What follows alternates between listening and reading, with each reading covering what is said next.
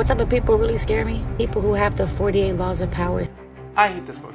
As a manual for how to be a sociopath. This book is so toxic. They're unfortunately not rooted in any ethical principles. How to manipulate everyone around you, just their biggest red flag ever. As the 48 Laws of Power book, literally run and don't stop. It's an immediate red flag. 48 Laws of Power. 1 million copies sold across the US. Banned in prisons.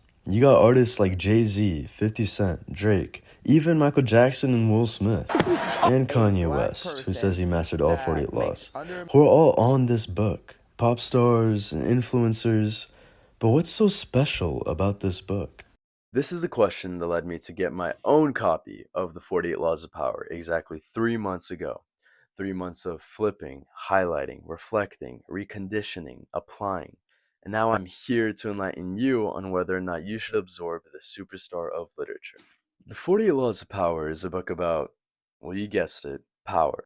But more than that, it talks about relationships, how we perceive people, how systems work, how influence moves quietly through every space we walk into. Green talks about how power isn't essentially found in only boardrooms or politics, but also in families, friendships, even in the way we scroll through social media. Moreover, it shows you the rules people already play by, whether by instinct or intention, and whether they like to admit it or not. To those of you who have heard of this book, you may be thinking, sure, Green pulls stories from centuries ago with kings, queens, ancient warlords, but what does that have to do with today? Everything, because human nature hasn't changed. The tools might be different, sure, with emails instead of handwritten letters or social media instead of royal courts, but the game is still the same. Influence, perception, control. Whether it's office politics, negotiating a deal, or managing your image online, the laws still apply. In fact, they might matter even more now because the power plays are quieter, subtler, hard to see. Green just gives language to what people already do. You see, it's not about becoming a manipulator. It's about understanding the game you're already in and making sure you're not the only one being played. About a year ago, I was given a mic in a moment that I thought would come to define me. I was invited to speak in front of community leaders, elected officials, organizers, mentors, people I respected and admired, people that I wanted to impress. And I did more than impress. I shined.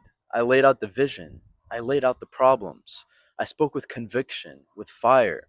I did all the things that I thought I was supposed to do, but I'd come to realize I did too much.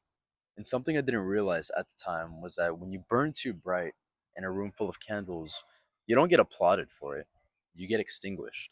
And so, in the process of my speech, no one was recognized in the way that they should have been. I didn't bring people together, but rather did more exposure than I did good.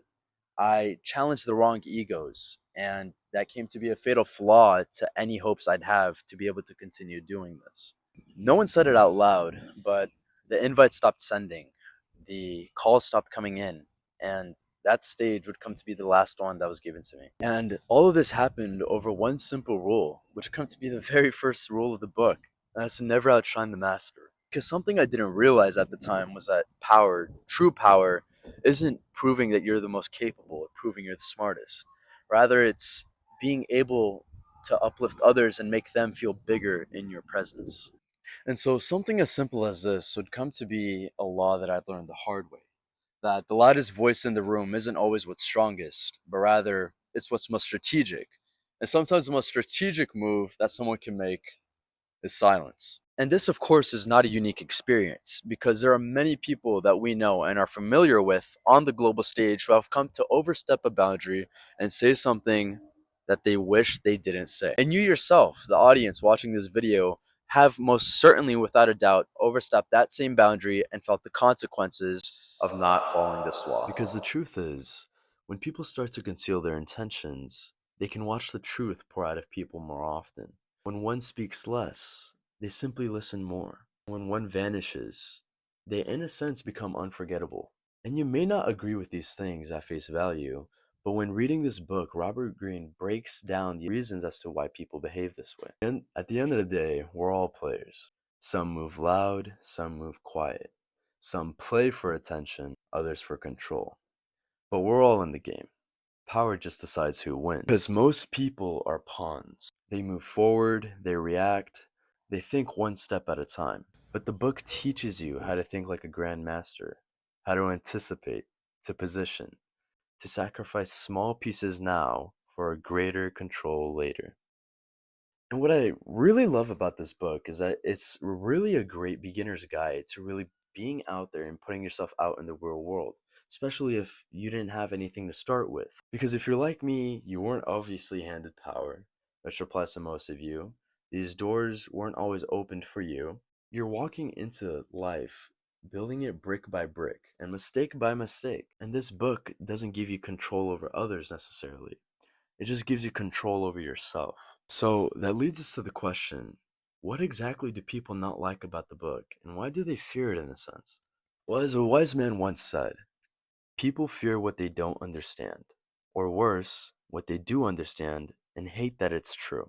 They think knowing power means abusing it. The truth is, power doesn't corrupt you. It reveals what was already in you. Now, with that being said, you can take this book with a grain of salt, right? Some of these laws may not be appealing to you, and that's okay. Because just because you aren't going to be directly applying some of these to your life, it doesn't mean that you simply can't understand or identify them. And so I wouldn't say that my journey ended when I flipped to the last page of this book, but rather that's where it began. Learning about power really taught me the importance of discipline throughout the process. And with building discipline, you construct purpose. And by constructing purpose, you build a bridge towards peace. And the 40 Laws of Power really conveys all these aspects of one's life and how power stems from it all. And so I truly believe the 48 Laws of Power really teaches you not only about methods of success, but rather self-improvement. It shows you how the real world really works, and not how we wish it did. A lot of the stuff in the book, like staying mysterious or concealing your intentions, knowing when to speak, it all stems down to not only discipline, but self-awareness and moving with intention. And so the final verdict, is the 48 Laws of Power worth reading in 2025? Yes. It's a paradox. It's beautiful, yet brutal. Insightful, yet unsettling. It doesn't ask for your approval. It holds up a mirror and dares you to look. You see, this book isn't just about manipulation. It's about awareness of people, patterns, and the games we all play whether we like it or not. For anyone with ambition, real ambition, this book isn't just a how-to manual. It's X-ray goggles. You'll start to see the power dynamics that go on every day, everywhere. In school, in your relationships, in yourself. And yes, it is dark. Yes, it is uncomfortable. But that's because power is uncomfortable. And if you fear what that book might awaken in you, then that fear, ladies and gentlemen, might be your best teacher. After Mrs. Sarsky. Extra credit? But in all seriousness, read it. Not to become a tyrant, but to avoid becoming a pawn. Because power at the end of the day isn't about control. It's about understanding the currents that move our world and choosing whether you sink or swim. Thank you.